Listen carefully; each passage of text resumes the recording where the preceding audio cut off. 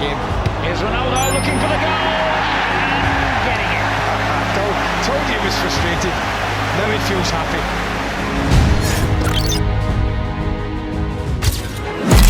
Forward to Ronaldo, who just slipped in behind Florenzi now. Ronaldo! Oh! Cristiano Ronaldo! Make his way forward. Bernardo Silva's got all the time in the world to pick out one of three in the middle. And Ronaldo scores just 2 minutes in.